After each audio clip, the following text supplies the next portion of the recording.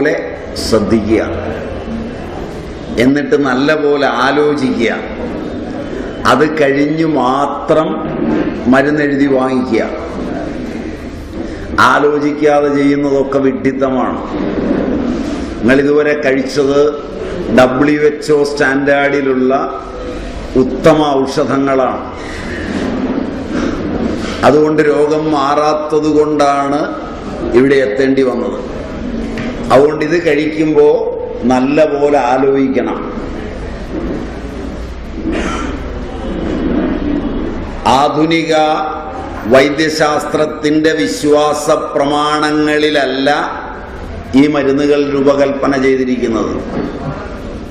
അബദ്ധം പറ്റിയെന്ന് നാളെ പറയരുത്. രോഗം മാറണമെങ്കിൽ ശാരീരികം, മാനസികം, വാചികം 3 ബലം ഉണ്ടാവണം. ബലം നഷ്ടപ്പെടുമ്പോഴാണ് എല്ലാ രോഗവും വരുന്നത്. ബലം ശാരീരികമായി ഉണ്ടാകുന്നത്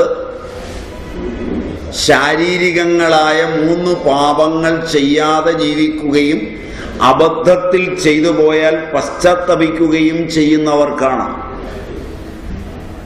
അല്ലാത്തവർക്ക് ബലം ഉണ്ടാവില്ല.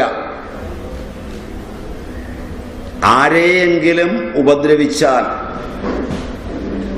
മനസ്സും അത് വികാരപരമായും ബുദ്ധി വിചാരപരമായും അത് രേഖപ്പെടുത്തുമ്പോൾ സെൻസോറിയവും ന്യൂറോണിയവും മോട്ടോറിയവും താറുമാറാവും.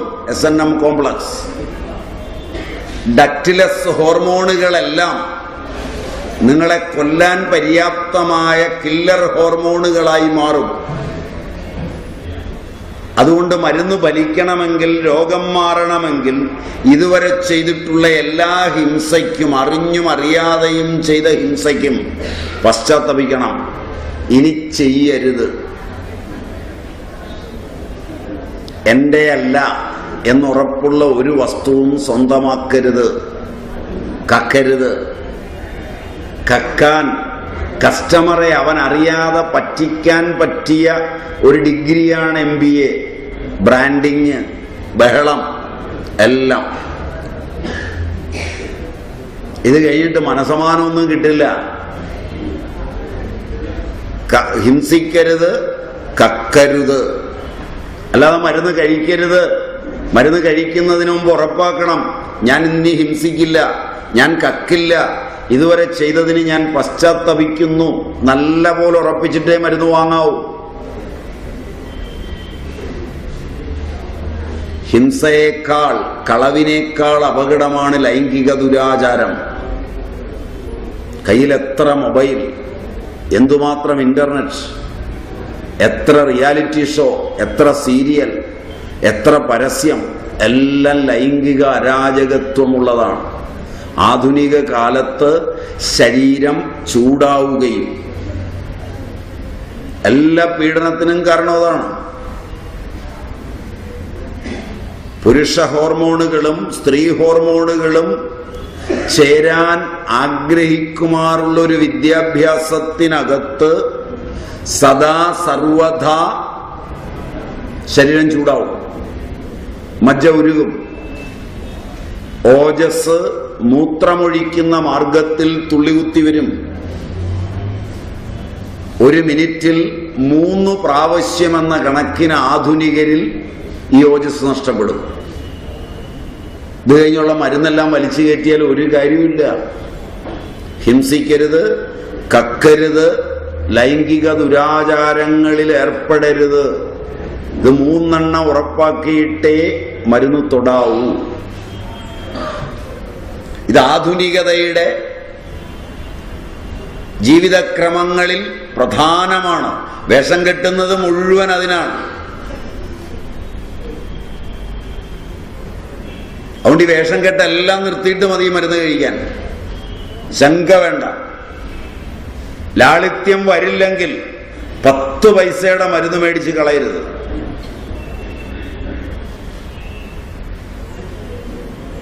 മൂന്ന് ശാരീരിക പാപങ്ങൾ. 4 വാചിക പാപങ്ങൾ. ആരോഗ്യം കാക്ഷിക്കുന്നവന്റെ, ആരോഗ്യമുള്ളവന്റെ, ആരോഗ്യം പാരമ്പര്യമായിട്ടുള്ളവന്റെ വാക്ക് മര്യാദാമസൃണവും പ്രസന്നമധുരവും ചിന്തോദ്ദീപകവും സത്യവും അനുദ്വേഗകരവും പ്രിയവും ഹിതവുമായിരിക്കും. നിങ്ങളുടെ എത്ര വാക്ക് മധുരമാണെന്ന് നോക്കുക. നിങ്ങൾ തന്നെ ആലോചിച്ച പ്രസന്ന മധുരമായി ഈ വിദ്യാഭ്യാസമെല്ലാം നേടിയിട്ട് വീട്ടിലും പുറത്തും ജോലിസ്ഥലത്തും സംഭാഷണം ചെയ്യാൻ പറ്റുന്നുണ്ടോ എന്ന് നോക്കുക. തിരുത്തിയിട്ട് മതി മരുന്ന് കഴിക്കാൻ. ഇന്ന് മുതൽ പ്രസന്ന മധുരമായി സംഭാഷണം ചെയ്യണം. ഇല്ലെങ്കിൽ ആരോഗ്യം പോവും, മരുന്നൊന്നും ഫലിക്കില്ല. സംഭാഷണം സർവധാരമ്യവും സുഖാവഹവുമായിരിക്കണം, സത്യമായിരിക്കണം, അനുദ്വേഗകരമായിരിക്കണം, പരമപ്രിയമായിരിക്കണം, എല്ലാവർക്കും ഹിതകരമായിരിക്കണം. ഇല്ലെങ്കിൽ മരുന്ന് വാങ്ങണ്ട, ഫലിക്കൂല.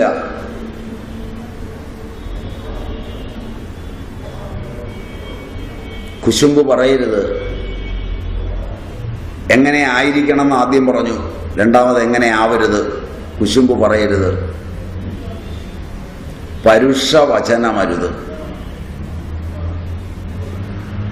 നിങ്ങളെല്ലാ രോഗികളും രോഗം മൂർധന്യത്തിലെത്തിക്കുന്നത് പരുഷഭാഷണം കൊണ്ടാണ്. രോഗിയെ പരിചരിക്കുന്നവരും പരുഷമാണ് സംസാരിക്കുന്നത്. കെട്ടിച്ചമച്ചു പറയരുത്. അന്യർ കലഹിക്കുമാറ് വർത്തമാനം പറയരുത്. 4 വാചിക പാപങ്ങളരുത്. മനസ്സിന് ബലമുണ്ടാകണമെങ്കിൽ മനസ്സ് പാപം ചെയ്യരുത്, ശുദ്ധമായിരിക്കണം. അന്യന് ആപത്ത് വരണമെന്ന് ആഗ്രഹിക്കരുത്. സമസ്ത ജനങ്ങൾക്കും നന്മ വരാൻ ആഗ്രഹിക്കണം. ദൃഗ്വിപര്യമരുത്.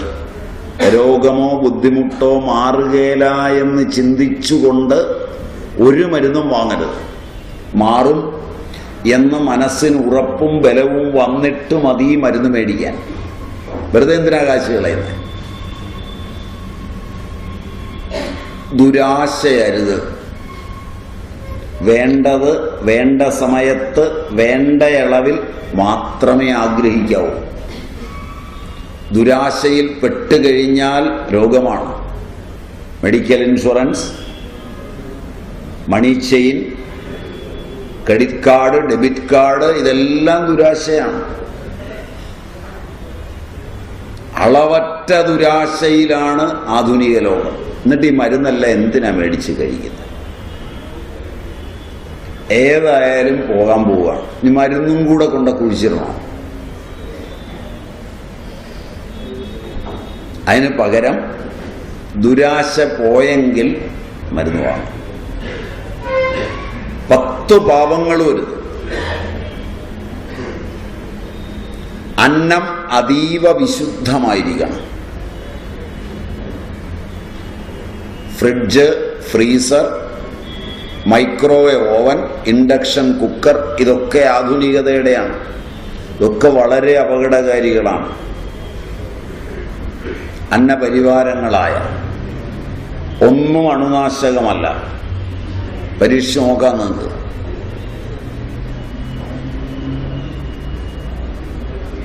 അന്നമരിയുന്ന കത്തികൾ വളരെ ശുദ്ധമായിരിക്കണം. അത് ലയിച്ച് ഭക്ഷണത്തിൽ ചെല്ലും. അന്നം വിളമ്പാനും ഉണ്ടാക്കാനും ഉപയോഗിക്കുന്ന പാത്രങ്ങൾ, വിളമ്പാനുള്ള മെലാമിൻ മുതലായ പാത്രങ്ങൾ വീട്ടിലുള്ളത് ആദ്യം പെറുക്കി ദൂരെ കളയണം. അലുമിനിയം, ഹിൻഡാലിയം മുതലായവ തീരെയരുത്. ട്യൂമർ ആക്ടിവിറ്റി ഉള്ളതാണ്. അലുമിനിയത്തിൽ വേവിക്കുമ്പോൾ അലുമിനിയം ഓക്സൈഡ്, ക്ലോറൈഡ്, ക്ലോറേറ്റ് എല്ലാം ഭക്ഷണത്തിൽ അകത്തിയെല്ലും.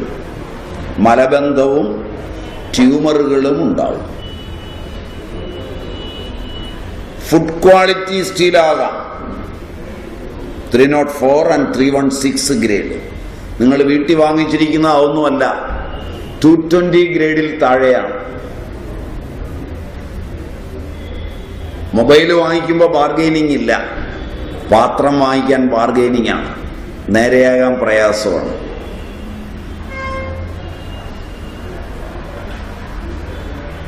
പാത്രങ്ങൾ വളരെ സൂക്ഷിക്കണം.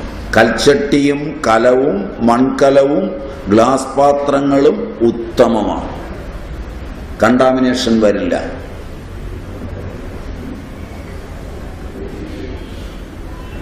അന്നത്തിൻ്റെ അസംസ്കൃത പദാർത്ഥങ്ങൾ ശ്രദ്ധിക്കണം. നിത്യം കഴിക്കാവുന്നവ തിരിച്ചറിയണം. പഴനെല്ലിൻ്റെ അരി, ഗോതമ്പ്, യവം, ബാർലി, റവ, ബോംബെ റവ, സൂചി റവ, ചെറുപയറ്,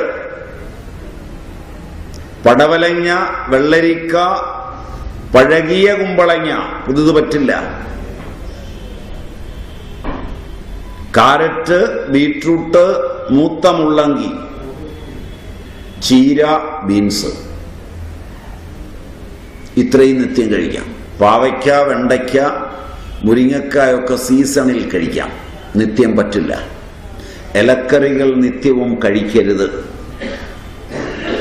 ചേമ്പ്, ചേന മുതലായവ നിത്യവും കഴിക്കരുത്, അതിൽ ചേമ്പ് പ്രത്യേകിച്ച്. ഉഴുന്ന് നിത്യവും കഴിക്കരുത്, വല്ലപ്പോഴും ആകാം. മോര് നിത്യവും ഉപയോഗിക്കാം, തൈരരുത്. രാത്രിയിൽ തൈര് ഉപയോഗിക്കരുത്, ചൂടാക്കി ഉപയോഗിക്കരുത്.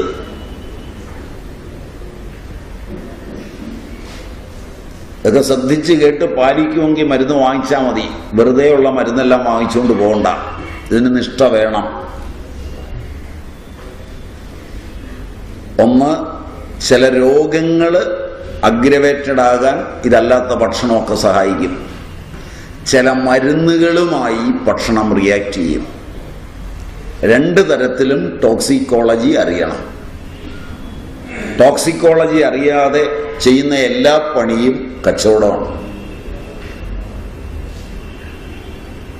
ആയുർവേദം വെജിറ്റേറിയൻ അല്ല, ഞാൻ വെജിറ്റേറിയനാണ്. അതെൻ്റെ പാരമ്പര്യം അങ്ങനെ ആയതുകൊണ്ടാണ്. അത് കണ്ട് നിങ്ങൾ വെജിറ്റേറിയൻ ആകണ്ട. വെജിറ്റേറിയൻസ് ആയവർ നോൺ വെജിറ്റേറിയൻ ആവരുത്. സാൽമ്യം വളരെ വലുതാണ്. അച്ഛൻ, അമ്മ, പാരമ്പര്യം ഇവ കഴിച്ചിട്ടുള്ള ഭക്ഷണം സാൽമ്യമുള്ളതാണ്. സാൽമ്യമുള്ളത് കൊണ്ട് രോഗങ്ങൾ മാറും. അസാൽമ്യമായ ഭക്ഷണം കഴിക്കരുത്. പുഴമത്സ്യം, താറാവിൻ്റെ മുട്ട, താറാവിൻ്റെ മാംസം, ജാങ്കല മാംസം, കുറ്റിക്കാടുകൾ നിറഞ്ഞ പ്രദേശങ്ങളിൽ വളരുന്ന ജീവികളുടെ മാംസം, ചതുപ്പിലേത് ഉപയോഗിക്കരുത്. മണലാരണ്യം പോലുള്ളിടത്തെ ഉപയോഗിക്കരുത്.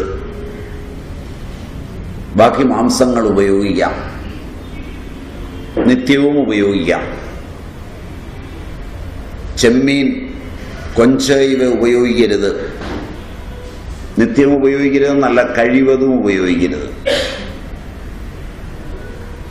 അത് വളരെ ശ്രദ്ധിച്ച്, കാരണം ആയുർവേദത്തിലെ മരുന്നുകളിൽ തന്നെ മത്സ്യമാംസങ്ങളുണ്ട്. പെട്ടെന്ന് നിങ്ങൾ ആശ്രമത്തിൽ വന്നു, ഒരു സ്വാമിയെ കണ്ടു, പറയാതെ നിങ്ങൾ സ്വയം മത്സ്യമാംസങ്ങൾ നിർത്തി എന്നിട്ട് ഭക്ഷണം കഴിച്ചാൽ വൈറ്റമിൻ B12 കുറയും. എല്ലാ രോഗവും വൈറ്റമിൻ B12 ഉണ്ടാക്കും കുറഞ്ഞാൽ. അതുകൊണ്ട് മരുന്ന് ഇവിടുത്തെ ചെയ്യാൻ തുടങ്ങുന്നതിന് മുമ്പ് പോയി B12 ഒന്ന് ടെസ്റ്റ് ചെയ്ത് നോക്കാം. കുറവാണെങ്കിൽ അതിൻ്റെ ഒരു ഇഞ്ചക്ഷൻ മതിയാവും. ഈ മരുന്നെല്ലാം മേടിച്ച് കഴിക്കണ്ട. എന്നിട്ട് പാരമ്പര്യ മര്യാദയിലുള്ള മത്സ്യമാംസങ്ങളും കഴിച്ചാൽ മതി. സ്വാമിമാരോടുള്ള ബന്ധം ആധ്യാത്മിക പുസ്തകങ്ങളോടുള്ള ബന്ധം, അതുപോലെ തന്നെ പ്രകൃതി ജീവനം ചികിത്സ മുതലായവയോടുള്ള ബന്ധമൊക്കെ കൊണ്ട് നിങ്ങൾ ഭക്ഷണത്തിൽ നിന്ന് പെട്ടെന്നൊരു ദിവസം അകലുമ്പോൾ ശരീരമാകെ മാറി മറിയും. മുളപ്പിച്ചതൊന്നും കഴിക്കരുത്. ഇവിടുത്തെ മരുന്ന് കഴിക്കുമ്പോൾ ഏത് ധാന്യം മുളയ്ക്കുമ്പോഴും അണുകങ്ങൾ അതിലേക്ക് ഓടിയെത്തും. അതൊരു ദോഷം. രണ്ടാമത്തെ ദോഷം, മുളപ്പിച്ചത് കഴിക്കുമ്പോൾ നിങ്ങളുടെ ബ്രഹ്മചര്യം പോവുകയും വികാരം കൂടുകയും ചെയ്യും. രോഗികളിൽ കോപതാപാദികളാകുന്ന വികാരങ്ങളെല്ലാം ജന്യമാകാൻ അത് കാരണമാവുകയും രോഗം മൂർധന്യത്തിലെത്തുകയും ചെയ്യും. മുളപ്പിച്ചതൊന്നും രോഗികൾ കഴിക്കരുത്. വളരെ ശ്രദ്ധിക്കണം. ഇലകളും പച്ചക്കറികളും ഉണക്കി ഉപയോഗിക്കരുത്. ശുഷ്കപത്രങ്ങളും മറ്റും ഉപയോഗിക്കരുത്. ഇതെല്ലാം സൂക്ഷിക്കണം. മാംസബുക്കുകൾ പെട്ടെന്ന് മാംസം കഴിക്കുന്നതിലേക്ക് മാറരുതെന്ന് പറഞ്ഞതിൽ എൻ്റെ സ്വാർത്ഥതയും അല്പമുണ്ട്. 10 കോഴിയും 2 പശുവും 2 പോത്തും 4 ആടുമൊക്കെ തിന്നുന്ന നിങ്ങൾ പെട്ടെന്ന് പച്ചക്കറി തിന്നാൻ മാറിയാൽ ഞങ്ങൾക്കൊരു പച്ചക്കറി കിട്ടുകയില്ല. അതുകൊണ്ട് ഇതിനകത്ത് കാര്യം ഉള്ളതൊക്കെ പറയണല്ലോ. അതുകൊണ്ട് അവനവൻ്റെ പാരമ്പര്യത്തിനും സാൽമ്യത്തിനും അനുസരിച്ച് കഴിച്ചാൽ മതി, കുഴപ്പമില്ല.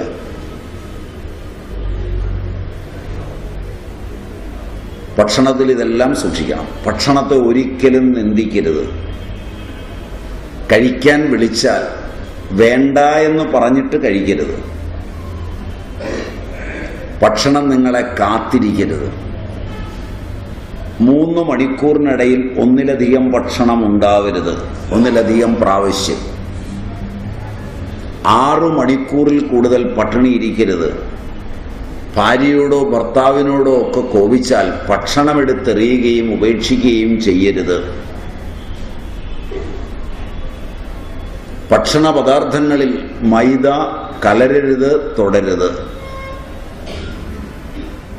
1, ഗോതമ്പിൻ്റെ നാരില്ലാത്ത ഭാഗമാണ് മൈദ, അത് കുടലിനെ തകർക്കുന്നു. 2, മൈദയിൽ അലോക്സാൻ എന്ന കെമിക്കൽ, അത് നിങ്ങളുടെ പുട്ടുപൊടിയിലും ഒക്കെ ഉണ്ട്, അരിപ്പൊടിയിലും ഒക്കെ ഉണ്ട്. അത് പിറ്റ്യൂട്ടറിയെ ബാധിക്കുന്നു, ബീറ്റാകോശങ്ങളെ കൊല്ലുന്നു, ചെറുപ്പത്തിലെ പ്രമേഹമുണ്ടാകുന്നു. Pituitary adenoma, glioma, mixed glioma, glioblastoma ഇവയൊക്കെ ഉണ്ടാകാൻ ഇത് പര്യാപ്തമാണ്. അതുകൊണ്ട് മൈദയും മൈദ കൊണ്ടുള്ള ഉൽപ്പന്നങ്ങളും പാടെ ഒഴിവാക്കണം.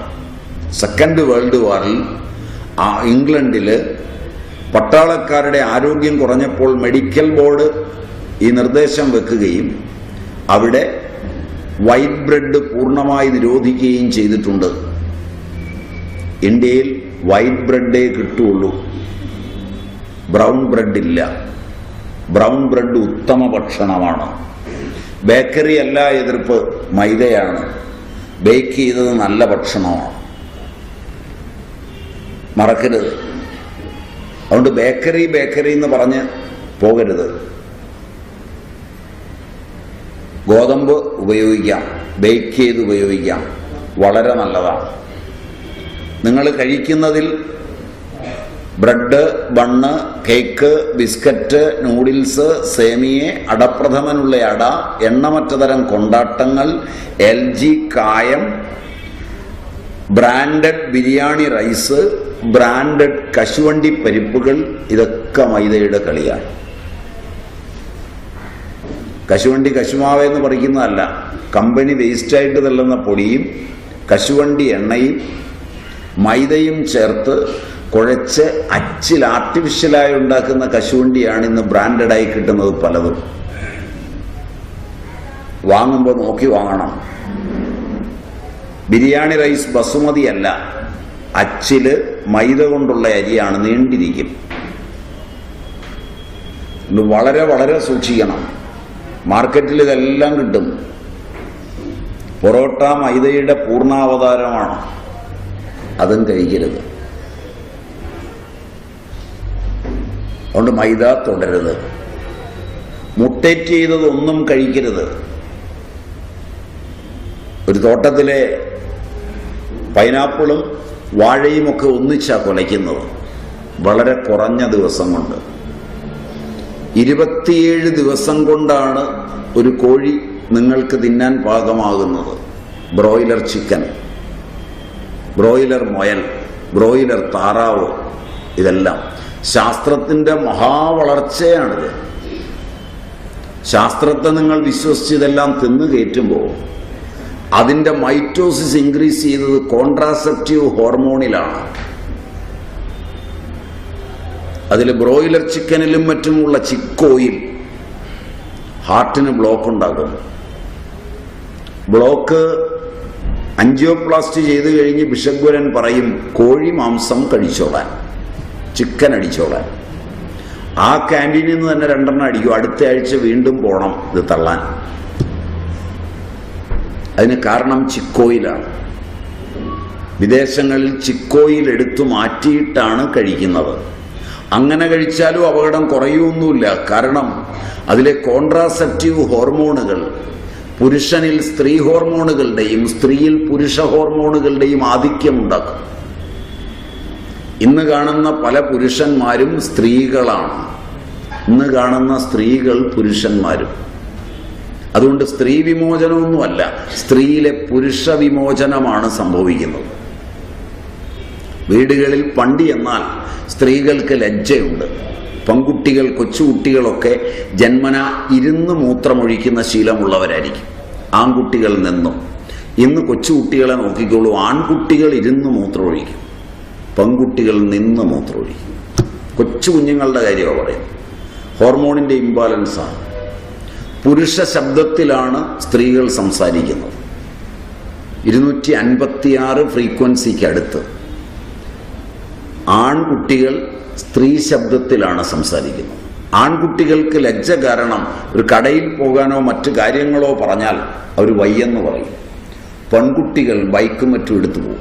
ട്രെയിനിലൊക്കെ പെൺകുട്ടികൾ കാട്ടിക്കൂട്ടുന്ന കോപ്പിരാട്ടികളും ആൺകുട്ടികൾ ഒതുങ്ങിയിരിക്കുന്നതും നോക്കിയിട്ട് തീരുമാനിച്ചുകൊള്ളുക, ഇത് രൂപത്തിൽ മാത്രമാണ് പെണ്ണ്. ഇതെല്ലാം പുരുഷ ഹോർമോണിൻ്റെ ആധിക്യത്തിലാണ്. പുരുഷൻ ചെയ്യുന്ന എല്ലാ തൊഴിലും ചെയ്യാൻ പെൺകുട്ടികൾക്ക് താല്പര്യം വരും. സ്ത്രീ ചെയ്യുന്ന തൊഴിലുകൾ ചെയ്യാൻ ആൺകുട്ടികൾക്ക് താല്പര്യം വരും. ആൺകുട്ടികൾക്ക് മീശ മുളയ്ക്കില്ല, പെൺപിള്ളേർക്ക് മീശ മുളയ്ക്കും. പോളിസിസ്റ്റിക് ഓവേറിയൻ ഡിസീസ് ഉണ്ടാവും. പരസ്പരം എടാ എന്ന് വിളിക്കും. Am I right? Am I right? പഴയകാലത്ത് സ്ത്രീക്ക് തുണി നനയ്ക്കുമ്പോഴും പാത്രം കഴുകുമ്പോഴും പഠിക്കമെടുക്കുമ്പോഴും പുരുഷനെ സേവിക്കുമ്പോഴും താല്പര്യം കൂടുകയും ലജ്ജാ മുതലായ വികാരങ്ങൾ ഉണ്ടാവുകയും പരാതികളില്ലാതിരിക്കുകയും ചെയ്തത് അത് സ്ത്രീയുടെ തൊഴിലായതുകൊണ്ടാണ്. ഇന്ന് സ്ത്രീകൾക്ക് അതെല്ലാം മാന്യമല്ലെന്ന് തോന്നുന്നത് അവളിലെ പുരുഷൻ പ്രവർത്തിക്കുന്നതുകൊണ്ടാണ്. അത് സ്ത്രീ വിമോചനമല്ല, പുരുഷ സങ്കലനമാണ്, അത് രോഗമാണ്. അതുകൊണ്ട് പഴയകാലത്തെ സ്ത്രീകളിൽ ഇല്ലാതിരുന്ന breast cancer, adenoma, fibroid, cyst, സെർവിക്സിലും യൂട്രസിലും ഓവറിയിലും ഒക്കെ ഉണ്ടാകുന്ന ക്യാൻസറുകൾ ലൈംഗിക അവയവങ്ങളിൽ സ്ത്രീക്ക് സ്ത്രീലൈംഗിക അവയവങ്ങളോട് എതിർപ്പുണ്ടാവുകയും മെൻസസ് ആകുന്നതും കുട്ടിയുണ്ടാകുന്നതും സഹിക്കാൻ വയ്യാതെ വരികയും ചെയ്യുന്നത് അവളിലെ പുരുഷ ഹോർമോണുകളുടെ കളിയാണ്.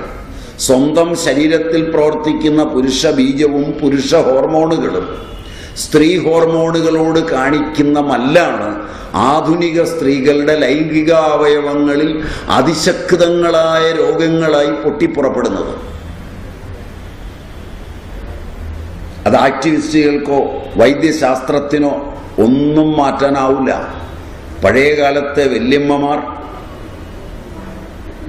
ഇങ്ങനെയല്ല ജീവിച്ചത്. 10 പ്രസവിച്ചു, കെടാമുട്ടന്മാരെ. കുഞ്ഞുങ്ങൾക്ക് ഓട്ടിസവും മറ്റു രോഗങ്ങളും വന്നില്ല, പട്ടിണി കിടന്നു. ഇത്രയും വൈറ്റമിനും മിനറലും വാക്സിനേഷനും ടൺ കണക്കിന് ഇറക്കുമതി ചെയ്ത ഡ്രൈ ഫ്രൂട്ടും തിന്നില്ല. നിങ്ങൾക്ക് വാക്സിനേഷനുകൾ, ഡ്രൈ ഫ്രൂട്ട്സ്, ഗർഭപരിചരണം ലക്ഷക്കണക്കിന് രൂപയുടെ, സകല അവയവങ്ങളും തുറന്നുള്ള പരിശോധനകൾ, ഇതെല്ലാം കഴിഞ്ഞിട്ട് ഈ മാരക രോഗങ്ങളെല്ലാം വിദ്യാസമ്പന്നരായ സ്ത്രീകൾക്ക് ഒന്ന് പ്രസവിച്ചിട്ടുണ്ടാകുന്നു എങ്കിൽ നിങ്ങൾ ആലോചിക്കണം, ഇതെന്തു മാറ്റമാണ്, എന്തു മറിമായമാണ്. നിങ്ങൾ എത്ര ബ്യൂട്ടി പാർലറിലാണ് പോയിരിക്കുന്നത്, എന്തുമാത്രം ഫേഷ്യലാണ് ചെയ്തിരിക്കുന്നത്. നിങ്ങളെയും പഴയ ആളുകളെയും നോക്കുക. പട്ടിണി കിടന്ന് രാപകൽ പണിയെടുത്ത അവരുടെ ആരോഗ്യം, ഇറക്കുമതി ചെയ്ത് ഒന്നും തിന്നില്ല, പലപ്പോഴും പട്ടിണി, ഒരു ഫേഷ്യലും ചെയ്തില്ല. 80, 90, 100 വയസ്സിൽ അവരുടെ മുഖത്തിൻ്റെ പ്രഭാവം എന്തായിരുന്നു? പഠിക്കാൻ പോകുന്ന ഒരു കുഞ്ഞ് അവരെ കണ്ടിട്ട് പോയാൽ പരീക്ഷയ്ക്ക് മറക്കാതെല്ലാം ഓർക്കും. ഒരു വസ്തു മേടിക്കാൻ വീട്ടിലുള്ള പുരുഷന്മാർ ആ വെല്ലുമ്മയെ ഒന്ന് തൊഴുതിട്ട് പോയാൽ നടക്കാത്ത കാര്യമില്ല. നിങ്ങൾ ഈ ബ്യൂട്ടി പാർലറിലൊക്കെ പോയി ഉപ്പൂറ്റി പൊങ്ങിയ ചെരുപ്പ് ഇട്ട് വാനിറ്റി ബാഗും തൂക്കി നിന്നിട്ട് നിങ്ങളുടെ മോന്ത കണ്ടാൽ പച്ചവെള്ളം കിട്ടും. താരതമ്യമൊക്കെ ആലോചിച്ച് നോക്കിയിട്ട് മറുപടി പറയുകയോ തല്ലുകയോ ചെയ്യാം.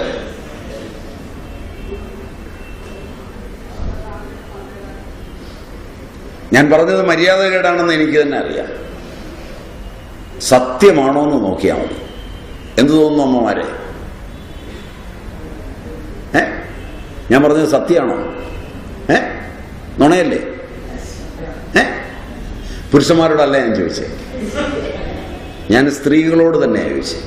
അവരെ ഇരുത്തി അവരോട് ചോദിച്ചതിന് ഉത്തരം കണ്ടെത്തുക എന്നുള്ളതാണ് അതിൻ്റെ മര്യാദ. Am I right?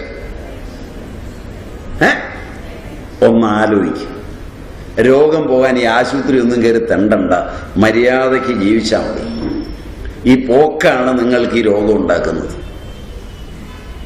ഇത്രയൊന്നും തിന്നണ്ട, ഇത്രയൊന്നും കുടിക്കണ്ട. അതുകൊണ്ട് ഹോർമോൺ ഇംബാലൻസ് ഉണ്ടാക്കുന്നതാണ് ഈ മുട്ടേറ്റ് ചെയ്ത സാധനം എല്ലാം. അതും മാത്രമല്ല അതിൻ്റെ ദുര്യോഗം. നിങ്ങളുടെ വീട്ടിലെ വല്യമ്മമാരോടും വല്യപ്പന്മാരോടും ചോദിക്കുക, ഇതിനകത്തും ഇരിപ്പുണ്ട് കുറേ പേര്, 60 കഴിഞ്ഞവർ ഒന്ന് കൈപൊക്കിയാൽ ഉപകാരമാണ്.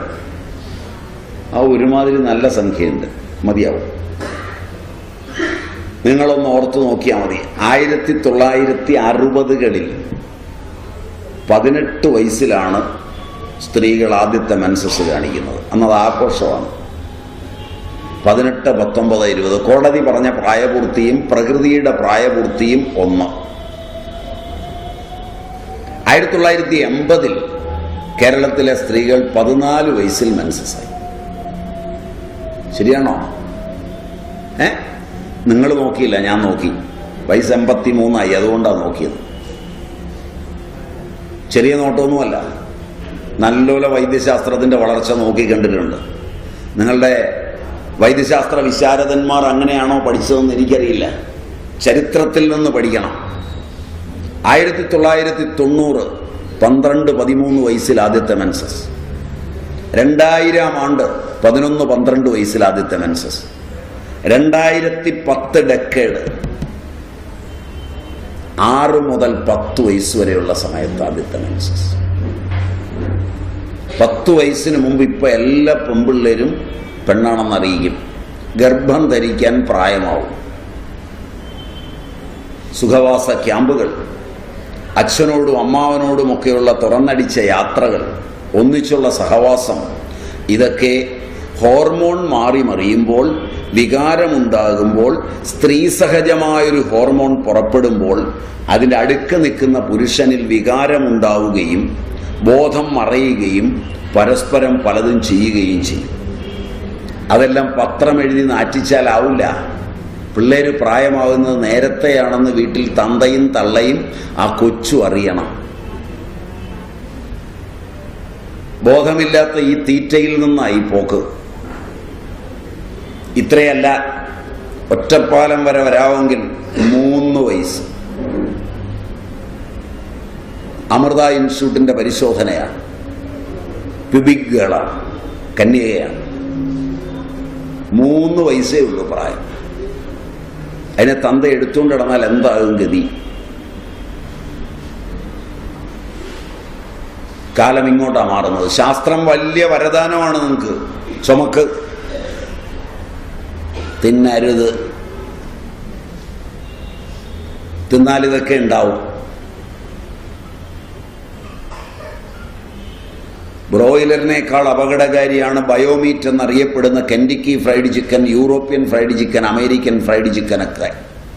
അത് ചിക്കനല്ല, ബയോമീറ്റാണ്. തുടരുത്. എങ്കിൽ മരുന്ന് മേടിച്ചാൽ മതി.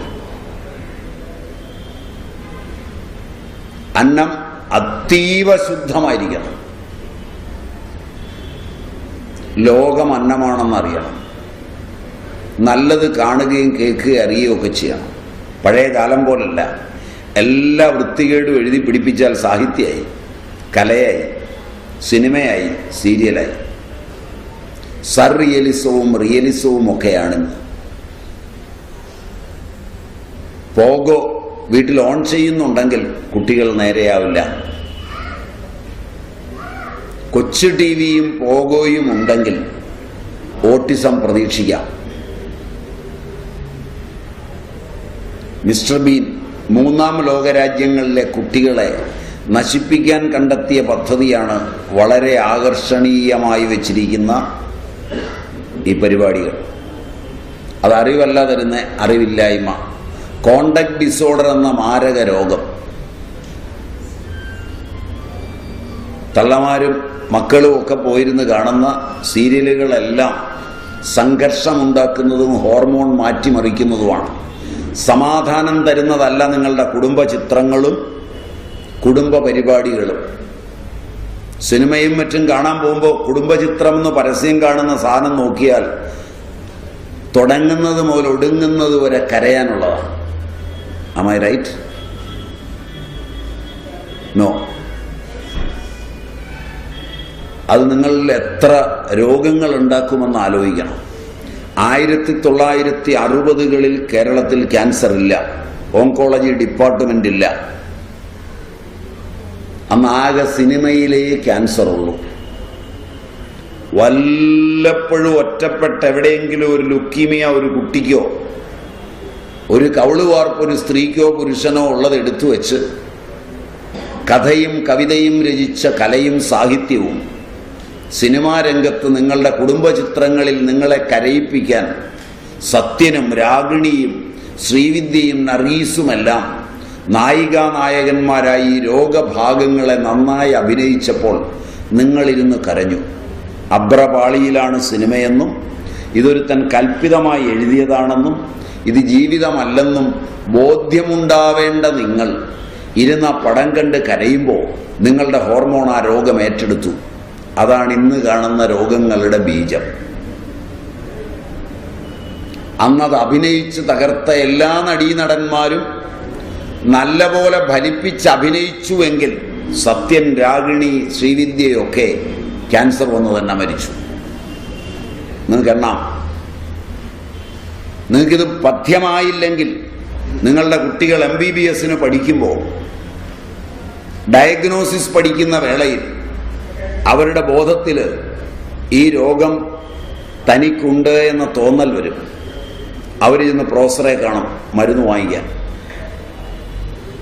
അതുകൊണ്ട് രോഗിയെ കാണുന്നതും രോഗത്തെ ചർച്ച ചെയ്യുന്നതും ആരോഗ്യ മാസികകളിലെ രോഗവർണ്ണനകൾ വായിക്കുന്നതും രോഗത്തെ വിഹ്വലമാക്കുന്നതും ആശുപത്രിയിലേക്ക് കയറി ചെല്ലുമ്പോൾ ഡോക്ടർ ഇരിക്കുന്ന മുറികളിൽ രോഗം കൊണ്ട് വിഷമിക്കുന്നവരുടെ ചിത്രം കാണുന്നതും സ്കൂളുകളിൽ മന്തിനും മറ്റും കൊടുക്കുന്ന ഗുളിക പ്രചരണം ചെയ്യാൻ കാസറ്റിട്ട് മന്തുവന്ന് പഴുത്തതും വികൃതവുമായി കാണിച്ച് പേടിപ്പിക്കുന്നതും മനസ്സതിനെ സ്വീകരിക്കുവാനും മാരക രോഗങ്ങളിലേക്ക് നിങ്ങൾ വളരാനും ഇടയാകുന്നതാണ്.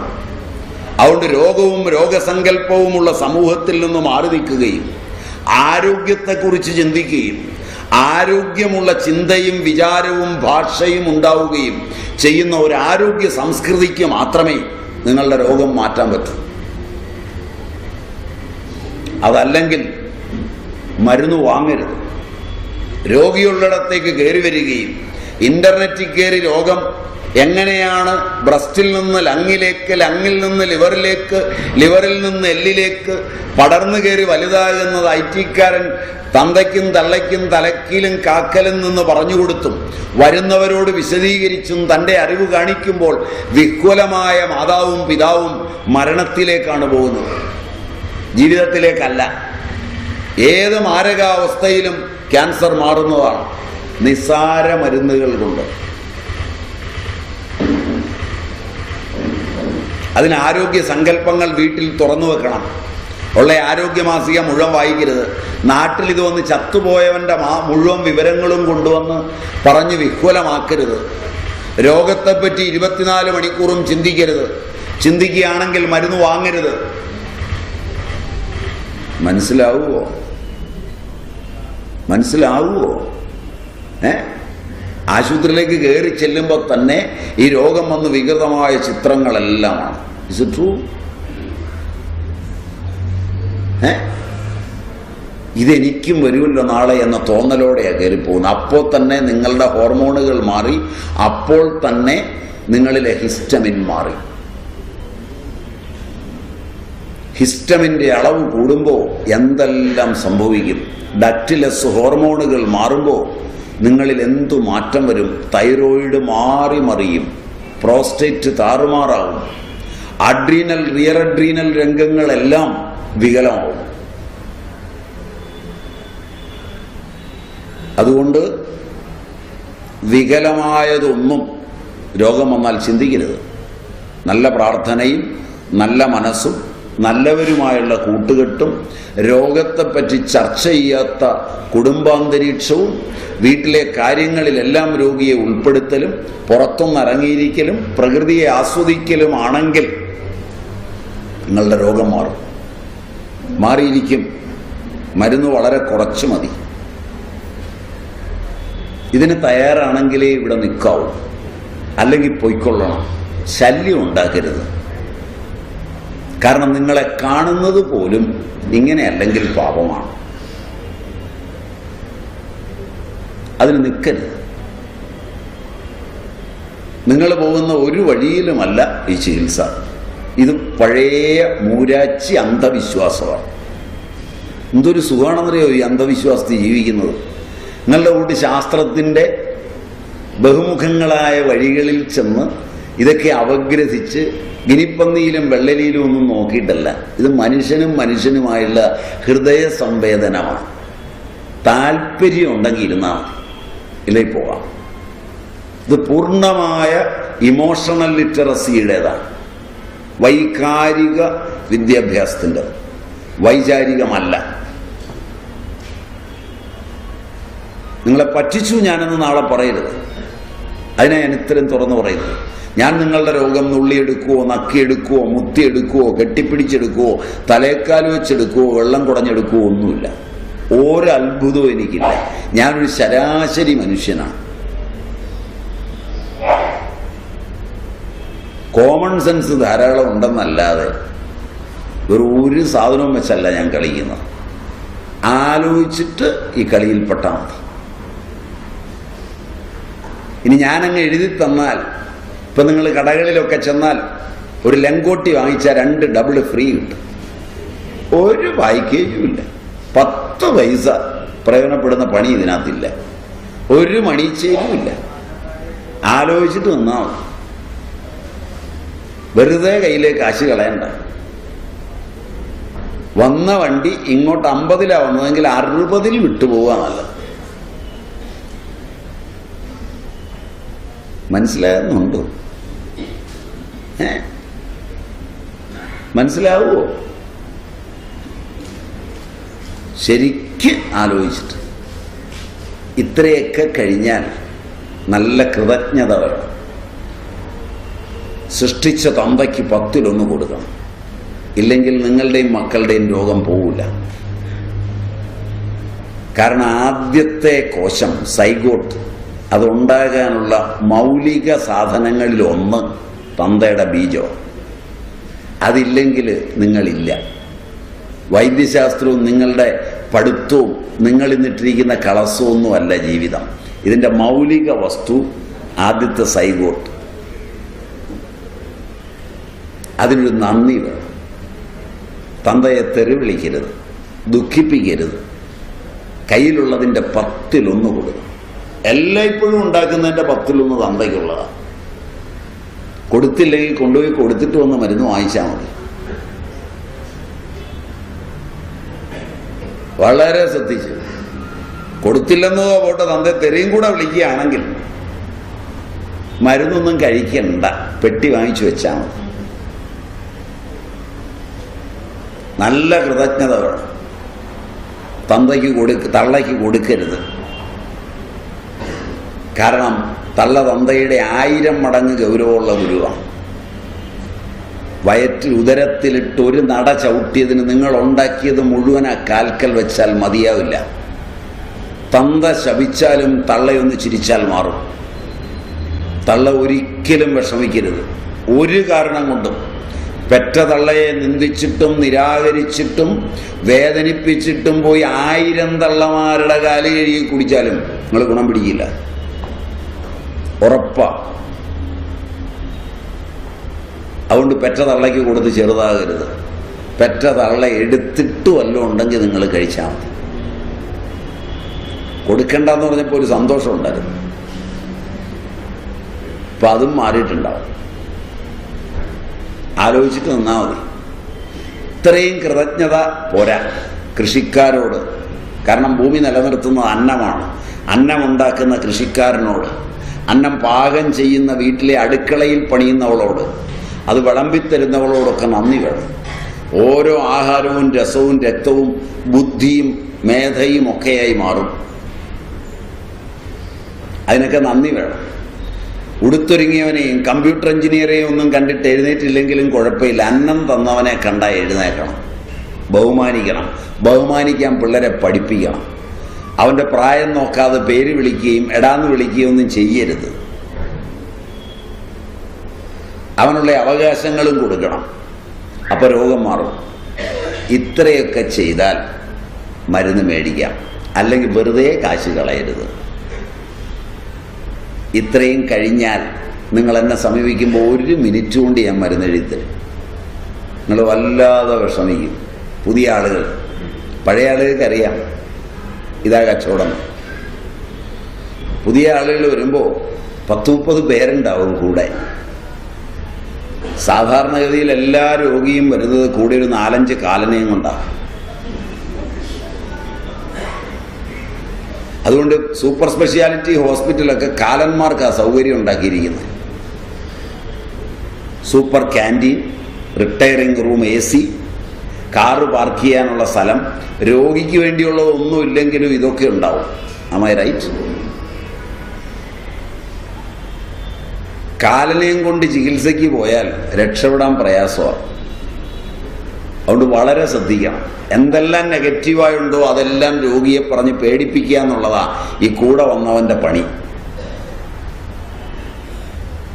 അങ്ങനെയുള്ളവരെ നേരത്തെ വല്ല മസാല ദോശയും കൊടുത്ത് പറഞ്ഞു വിട്ടേക്കണം, വയ്യാവേലി ആകാതിരിക്കാൻ. വരുമ്പോൾ ഒറ്റ നോട്ടത്തിൽ എഴുതിത്തരും. പേപ്പർ മുഴുവൻ വായിച്ചില്ല, പരിശോധിച്ചില്ല, പറയാനുള്ളതൊന്നും പറഞ്ഞ് കേട്ടില്ല. ഇതൊക്കെ പരാതി നിങ്ങൾക്ക് ഉണ്ടാവും. എനിക്ക് നിങ്ങളുടെ രോഗം ഇന്നതാണെന്ന് തോന്നിയാൽ അതിനാണ് ഞാൻ മരുന്ന് എഴുതുന്നത്. ഒറ്റ എഴുത്തെഴുതി കൈ തരും. കൊണ്ടുപോയി കഴിച്ചിട്ട് വന്ന് പറഞ്ഞാൽ മതി.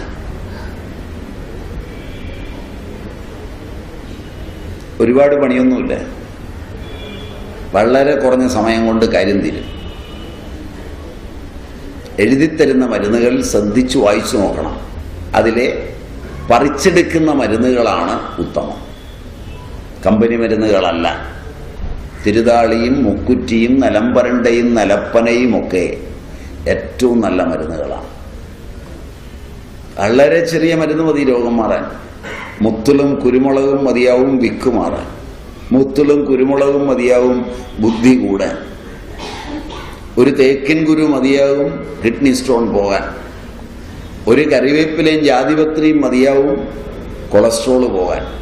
പെരിങ്ങലത്തിൻ്റെ ഒരു മുഴം നീളം വേര് മതിയാവും 10-15 ദിവസം അരച്ചടയുണ്ടാക്കി കൊടുത്ത് ക്യാൻസർ മാറാൻ. വെറും പെരിങ്ങലം അല്ല വേറെ ഒരു കാശും മുടക്കുന്ന സാധനം വേണ്ട. പെരിങ്ങലത്തിൻ്റെ വേരിന്മേൽ തൊലിയും അതിൻ്റെ തണ്ടിലെ തൊലിയും അതിൻ്റെ ഇലയും അതിൻ്റെ കായും അതിൻ്റെ പൂവും കാട്ടുജീരകവും മതിയാവും ഏത് പ്രമേഹവും പോകാൻ. ഇതൊക്കെ വളരെ ഫലപ്രദങ്ങളായ ഔഷധങ്ങളാണ്. ഇവയൊക്കെ എഴുതി തന്നാൽ അവയൊക്കെ പറിക്കണം, തൊട്ടുരിയാടാതെ പറിക്കണം. ആയുർവേദ മരുന്നുകളെല്ലാം നാനോ തലത്തിലാണ്. സ്വരസങ്ങളായാലും നിങ്ങളുടെ വീട്ടിൽ കഷായക്കലത്തിലുണ്ടാക്കുന്ന കഷായങ്ങളായാലും നാനോസ്കോപ്പിൽ കൊണ്ടുപോയി പരീക്ഷിക്കാം, നാനോ തലത്തിലാണ്. അതുകൊണ്ടവ നിങ്ങളുടെ ബ്ലഡ് ബ്രെയിൻ ബാരിയർ കടക്കും. ആധുനിക മരുന്നുകൾ ബ്ലഡ് ബ്രെയിൻ ബാരിയർ കടക്കില്ല.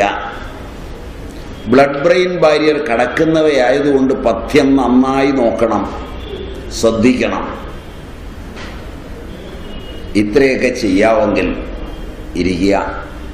കൂടെ വന്നവരെയും അച്ഛനമ്മമാരെയോ കൂട്ടി അങ്ങോട്ട് മാറിയിരുന്ന് ഒന്ന് ആലോചിക്കുക. നമ്മൾ എത്ര വലിയ വിലപിടിപ്പുള്ള വണ്ടിയിലാണ് വന്നത്. നമ്മുടെ വീട് എത്ര മാർബിളും ഗ്രാനൈറ്റും പതിച്ചതാണ്. നമ്മുടെ ബാങ്ക് ബാലൻസ് എത്രയാണ്. നമ്മളിട്ടിരിക്കുന്ന കളസം നോക്കണ്ടേ ഈ അന്ധവിശ്വാസത്തിന് തലവെക്കുന്നതിന് മുമ്പ്. നമുക്ക് പറ്റിയതാണോ ഈ പഴഞ്ചൻ ഏർപ്പാട്? നമുക്കൊരു സ്റ്റാൻഡേർഡില്ലേ? സ്റ്റാൻഡേർഡ് കൂടിയവർ സ്ഥലം വിടുക, കുറഞ്ഞ് മനുഷ്യരായിട്ടുള്ളവർ നിൽക്കുക. ക്ലിയർ? ക്ലിയർ? ഒരുമാതിരി കാപ്പിക്കുള്ളതായി. ഇനി നിങ്ങൾക്ക് ആലോചിച്ചിട്ട് നിൽക്കാം. അറിയോ?